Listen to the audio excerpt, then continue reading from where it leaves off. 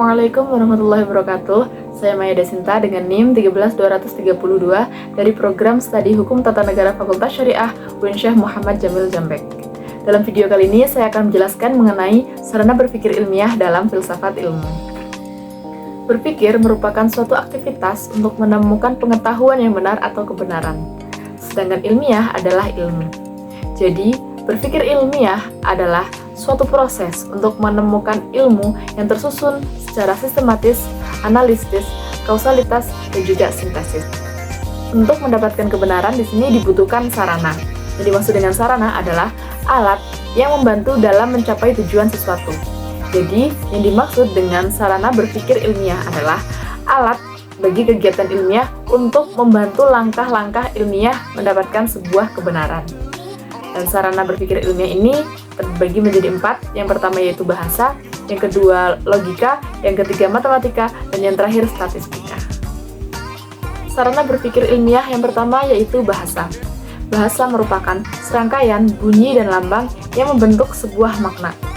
Di bahasa merupakan alat komunikasi verbal yang dipakai dalam seluruh proses berpikir ilmiah dan alat komunikasi untuk menyampaikan jalan pikiran tersebut kepada orang lain. Ciri-ciri dari bahasa ini ada 4. Yang pertama, sistematis, yaitu memiliki pola dan juga aturan. Yang kedua, arbitrer, yaitu kata sebagai simbol berhubungan secara tidak logis dengan apa yang disimbolkan. Yang ketiga, yaitu ucapan atau vokal. Yang dimaksud dengan ucapan atau vokal di sini yaitu bahasa berupa bunyi. Dan yang terakhir, simbol mengacu pada objeknya. Selanjutnya mengenai fungsi bahasa. Bahasa di sini memiliki 7 fungsi. Yang pertama, berfungsi sebagai instrumental, yaitu mencapai suatu hal yang bersifat materi seperti makan, minum, dan lain sebagainya.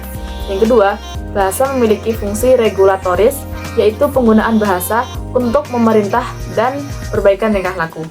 Yang ketiga, bahasa memiliki fungsi interaksional, yaitu mencurahkan perasaan pikiran antara seseorang dengan orang yang lain. Yang keempat, bahasa memiliki fungsi personal, yaitu mencurahkan perasaan dan juga pikiran. Yang kelima, bahasa memiliki fungsi heuristik, yaitu mengungkapkan tabir fenomena dan keinginan untuk mempelajarinya. Yang keenam, bahasa berfungsi imajinatif, yaitu mengungkapkan imajinasi seseorang dan tidak sesuai dengan realita. Dan yang terakhir, bahasa berfungsi representasional, yaitu menggambarkan pemikiran dan juga wawasan. Sarana berpikir ilmiah yang kedua yaitu logika. Logika merupakan sarana untuk berpikir secara sistematis, valid, dan dapat dipertanggungjawabkan. Jadi, berpikir secara logis adalah berpikir sesuai dengan aturan-aturan berpikir. Jenis-jenis dari logika ini terbagi menjadi 2. Yang pertama yaitu logika induktif. Logika ini yaitu cara penarikan kesimpulannya dari kasus-kasus individual nyata menjadi kesimpulan yang bersifat umum dan juga rasional. Contohnya, gajah memiliki mata, harimau juga memiliki mata. Jadi kesimpulannya, semua hewan itu memiliki mata. Yang kedua, yaitu logika deduktif. Cara penarikan kesimpulan dari hal-hal yang bersifat umum rasional menjadi kasus-kasus yang bersifat khusus sesuai fakta di lapangan.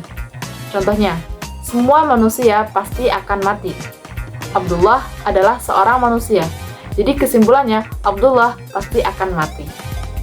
Sarana berpikir ilmiah yang ketiga yaitu matematika. Matematika merupakan bahasa yang melambangkan serangkaian makna dari pernyataan yang ingin disampaikan.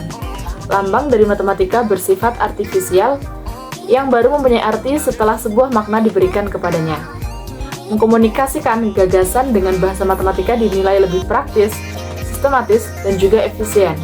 Hal ini dikarenakan matematika merupakan alat yang dapat memperjelas dan juga menyederhanakan suatu keadaan melalui abstraksi, idealisasi, atau generalisasi untuk suatu studi ataupun pemecahan masalah.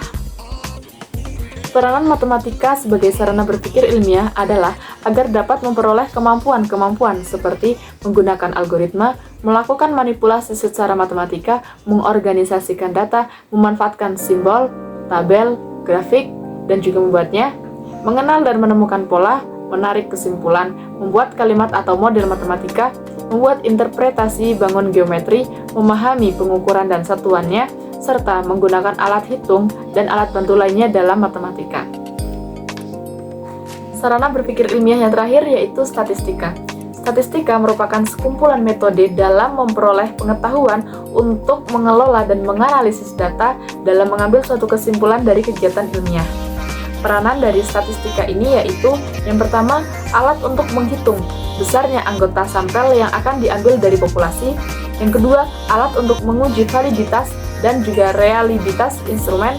Yang ketiga, teknik untuk menyajikan data-data sehingga data lebih komunikatif. Yang keempat, alat untuk analisis data seperti menguji hipotesis penelitian yang diajukan. Selanjutnya yaitu mengenai hubungan antara sarana berpikir ilmiah, bahasa, matematika, logika, dan juga statistika.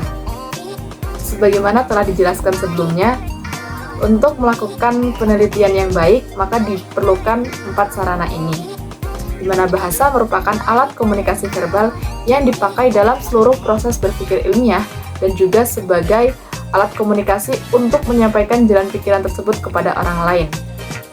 Dan ditinjau dari pola berpikirnya, maka ilmu merupakan gabungan berpikir deduktif dan juga berpikir induktif. Untuk itu, penalaran ilmiah menyadarkan diri pada proses logika deduktif dan juga logika induktif. Matematika mempunyai peranan yang penting dalam berpikir deduktif, sedangkan statistika mempunyai peranan penting dalam berpikir induktif. Jadi, keempat sarana ini saling berhubungan erat satu sama lainnya. Baik, cukup sekian yang dapat saya sampaikan, kurang dan lebihnya saya mohon maaf. Terima kasih, saya akhiri. Wassalamualaikum warahmatullahi wabarakatuh.